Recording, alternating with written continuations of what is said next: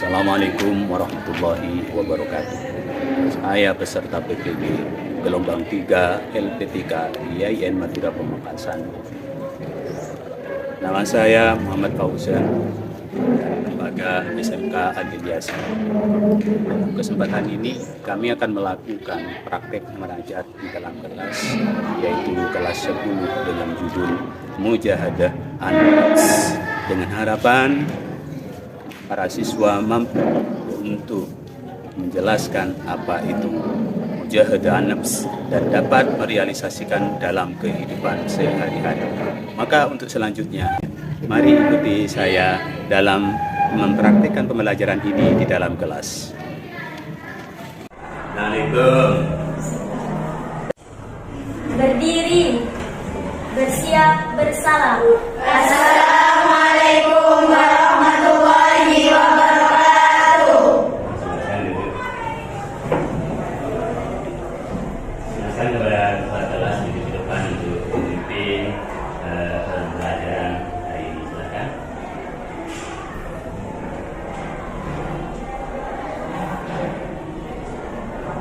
Mari bersama-sama sebelum memulai pelajaran kita membaca doa bersama. Berdoa mulai. Selesai. Mari kita membaca Pancasila bersama-sama. Pancasila. Pancasila. Satu. Ketuhanan yang Maha Esa. Ketuhanan yang Maha Esa. Dua. Kemanusiaan yang adil dan beradab. Kemanusiaan yang adil dan beradab. Tiga. Persatuan Indonesia. Persatuan Indonesia. Empat. Kerakyatan yang dipimpin oleh hikmat kebijaksanaan dalam permusyawaratan perwakilan. Kerakyatan yang dipimpin oleh hikmat kebijaksanaan dalam permusyawaratan perwakilan. Lima. Keadilan sosial bagi seluruh rakyat Indonesia. Keadilan sosial bagi seluruh rakyat Indonesia. Belajar Pancasila. Mandiri, berpikir kreatif, berpengalaman obat, bergotong royong, kreatif, luar biasa. Silakan kepada kepala kelas untuk kembali ke tempat duduknya.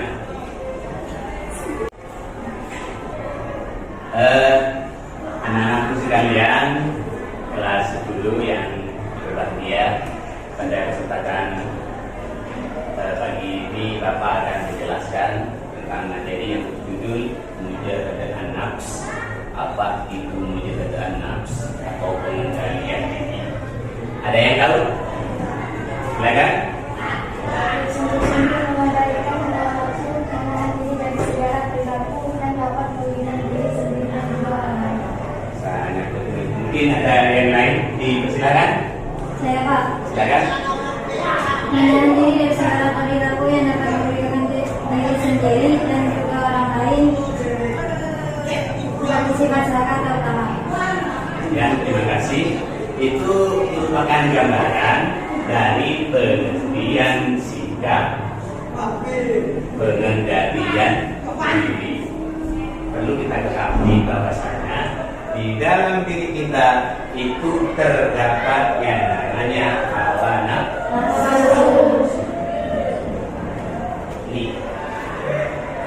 Nafsu dibagi menjadi 3.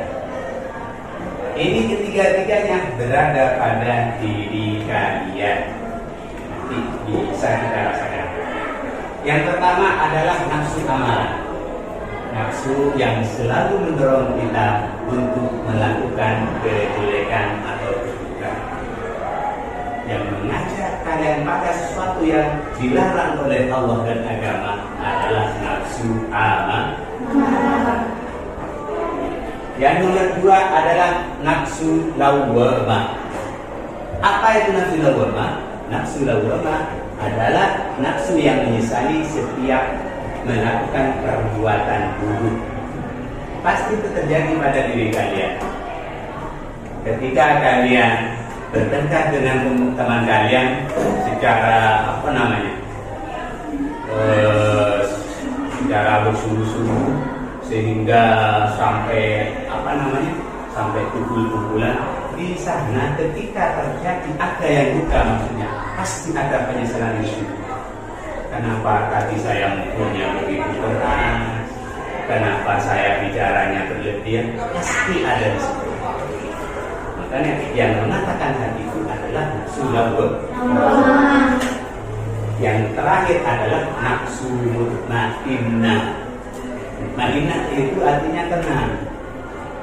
Orang yang memiliki nafsu mutmainnah, orang yang selalu memupuk nafsu mutmainnah, hidupnya akan selalu tenang. Apa nafsu mutmainnah? Adalah nafsu yang mengendalikan atau mendorong seseorang pada perbuatan soleh. Tinggal milih diri kalian. Maka dalam diri kalian itu terdapat 3 nafsu yang saling menarik untuk mengajak kalian. Yang saling menarik untuk mengajak kalian ada keinginan. Perlu kita ketahui apa itu nafsu. Nafsu itu adalah condongan jiwa yang selaras dengan keinginan hati. Biasanya kalau sudah sesuai dengan keinginan hatinya, meskipun banyak orang yang menghalanginya, pasti dilewati, pasti tidak peduli. Ya, maka dari itu dan dengan ini kalian tahu untuk pembagian nafsu di sini. Nafsu apa saja?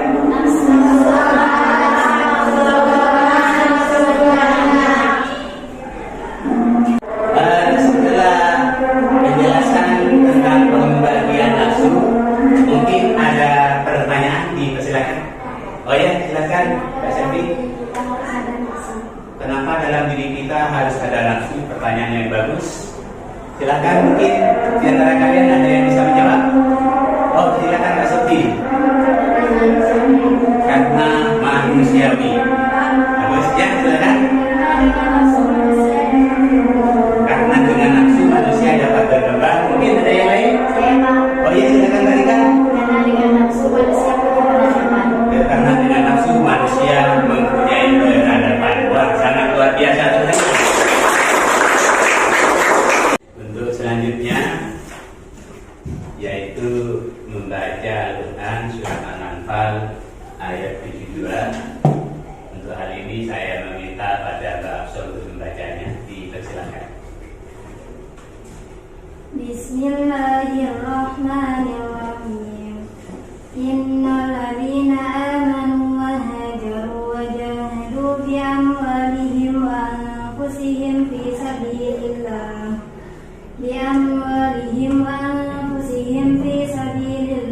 wal ladzina amanu wa nasaru ulaika ba'duhum awliya'u ba'd wal ladzina amanu wa lam yuhajiru ma lakum min walayatihim min syai'in hatta yuhajiru wa in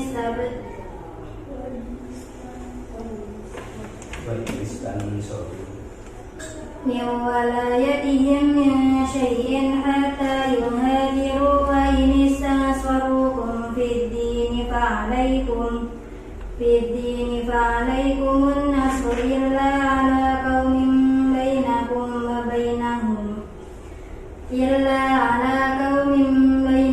wa bainahum mitsaqun wallahu bima ta'maluna basir. Shadaqallahul azim. Selanjutnya, Mbak Aisyah, silahkan dibaca artinya dengan suara yang keras. Artinya, sesungguhnya orang-orang yang beriman dan berhijrah serta berjihad dengan harta dan jiwanya pada jalan Allah, dan orang-orang yang memberikan tempat kedamaian dan pertolongan kepada muhajirin, mereka itu satu sama lain saling melindungi. Dan terhadap orang-orang yang beriman tetapi belum berhijrah, maka tidak ada kewajiban sedikit pun bagimu melindungi mereka sampai mereka berhijrah. Tetapi jika mereka meminta pertolongan kecuali terhadap kaum yang telah terikat perjanjian antara kamu dengan mereka, dan Allah Subhanahu wa Ta'ala Al-Quran surat Al-Anfal ayat 72. Terima kasih. Ini ayat adalah menjelaskan tentang pengendalian diri atau kontrol diri. Bahwasanya pengendalian diri itu juga merupakan perintah Al-Quran. Jadi mau tidak mau kita harus melatih diri kita untuk mengontrol diri kita. Tidak seharusnya apa yang kita inginkan itu harus kita raih, tidak harus sesuai dengan kemampuan. Ingin beli baju, tidak harus beli baju setiap hari. Meskipun sekarang itu sudah mudah untuk beli apapun, bisa COD sekarang. Iya kan? Tidak harus. Kenapa? Karena antara keinginan dan kebutuhan itu tidak sama. Paham ya? Yang harus dipenuhi terlebih dahulu adalah kebutuhan. Kebutuhan itu terdiri dari konsumsi makan, pakaian, dan rumah. Itu adalah kebutuhan. Tapi kalau keinginan, ingin punya HP, ingin punya sepeda dan lain sebagainya, yang penting ada duit. Kalau kita masih belum mampu, tapi kita ingin membeli seperti orang yang kaya, itu tidak boleh. Kenapa? Di luar kemampuan kalian. Kalau hal itu dipaksakan, maka kalian akan menjadi orang yang rugi. Maka kalian akan menjadi orang yang menyesal di kemudian hari. Untuk selanjutnya manfaat perilaku mujahadah an-nafs. Apa saja manfaatnya? Tadi saya lihat di sini dapat meningkatkan kesabaran. Orang yang selalu mengontrol diri biasanya sabar. Jadi ejak bocah iben orang apa digujini sama orang udah tahan. Mungkin saya yang salah. Dicaci sama orang sabar. Mungkin saya yang salah. Mungkin dia tidak tahu, belum tahu. Kalau mau mengontrol diri. Terus yang nomor 2 adalah dapat mempertimbangkan pemenuhan kebutuhan hidup sesuai kemampuan diri. Barusan sudah disinggung sama Bapak. Ini mengontrol diri. Ini rata-rata perempuan semua, makanya besok-besok nanti kalau sudah keluarga, untuk pengeluaran harus diatur betul. Kalau untuk belanja dapur itu sudah tidak ada, jangan punya kepikiran untuk membeli baju dan lain sebagainya. Nanti tidak makan anak dan suaminya. Paham ya? Untuk manfaat selanjutnya yaitu meningkatkan rasa syukur atas nikmat yang dikaruniakan Allah Subhanahu wa Ta'ala. Pasti bersyukur. Sedikit bersyukur, apalagi banyak bersyukur. Alhamdulillah ya Allah. Itu kalau orangnya selalu mengontrol diri. Makanya setiap hari harus kontrol ini. Kalau nggak kontrol binan, ya kan? Binan. Kalau di rumah mungkin ada orang tua, ada yang mengontrol. Meskipun ada yang mengontrol, terkadang kita masih ngumpet-ngumpet untuk melakukan hal-hal yang dilarang, iya kan?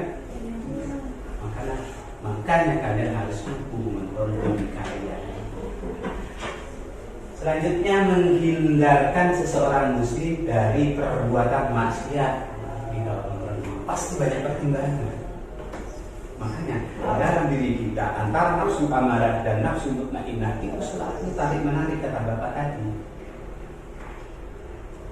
Makanya kalau seorang cowok biasanya ada cowok lihat cewek cantik, kalau selalu mengontrol dirinya pasti bilangnya di sini mau lihat takut dosa, tidak dilihat kepikiran. Pastinya akan seperti itu. Makanya setiap hari nafsu kita selalu bertengkar. Terserah kalian, apa kalian mau ikut nafsu amarahnya, apa kalian mau ikut nafsu mutmainnah. Maka di dalam Al-Quran ini dijelaskan, qad aflaha man zakkaha wa qad khaba man dassaha. Beruntung mereka yang selalu mensucikan dirinya dan merugi orang yang selalu mengotori dirinya. Untuk selanjutnya manfaat dari mujahadah an-nafs adalah menghindari perpecahan dan timbulnya perselisihan. Karena orang yang selalu kontrol diri selalu mengatakan, ya sudah lah, ya sudah tidak apa-apa, ya tak tahu. Ya sudah tidak apa-apa, ya jangan juga. Pasti seperti itu kalau kontrol diri.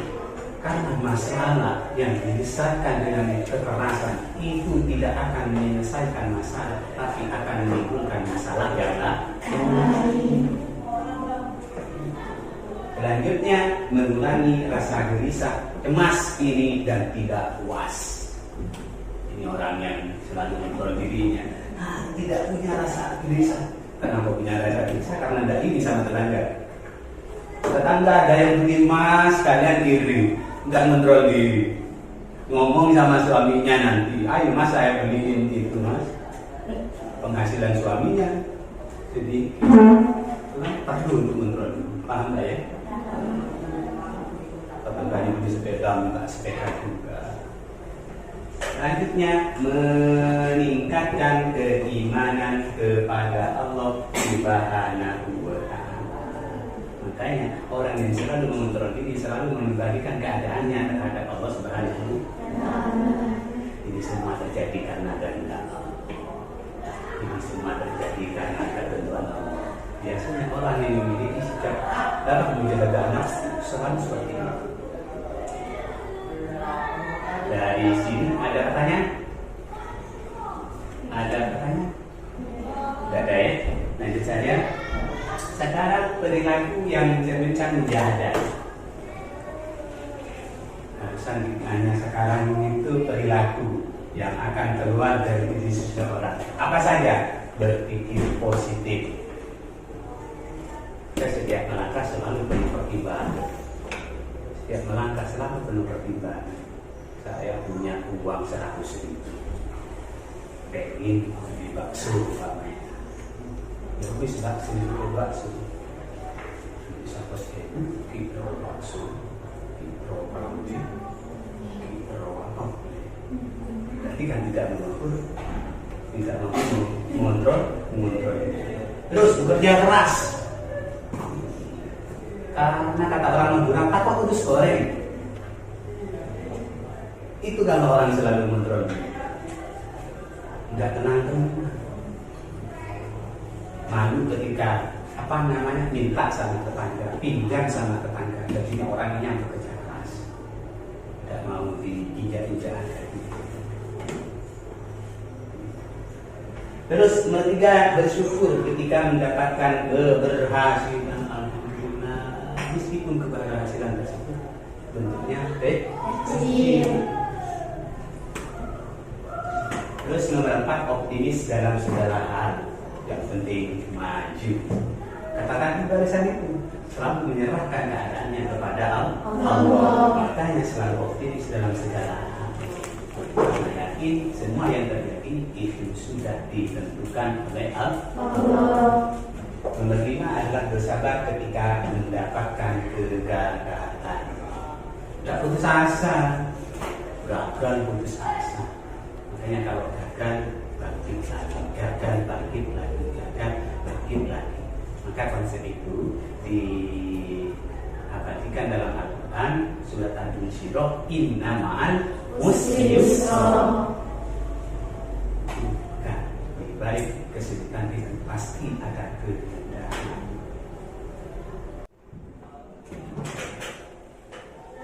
Tidak ada pertanyaan? Tidak ada. Kalau tidak ada pertanyaan, saya rasa cukup karena waktunya sudah habis. Materi yang berjudul Mujahadah Anak ini mudah-mudahan dapat bermanfaat pada kalian dan dapat mengamalkan dalam kehidupan sehari-hari, baik pada diri sendiri maupun kepada keluarga dan masyarakat. Untuk selanjutnya dipersilakan kepada Mbak Aisyah untuk memimpin doa untuk pulang. Dipersilakan. Sebelum kita pulang, mari kita berdoa bersama-sama.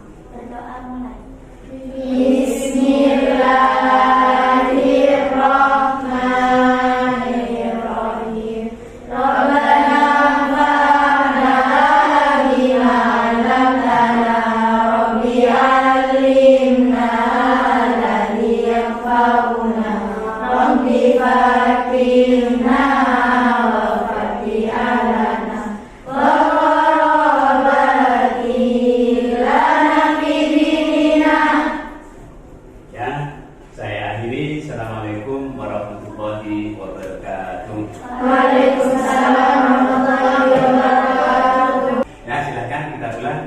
Ayo mulai dari sini.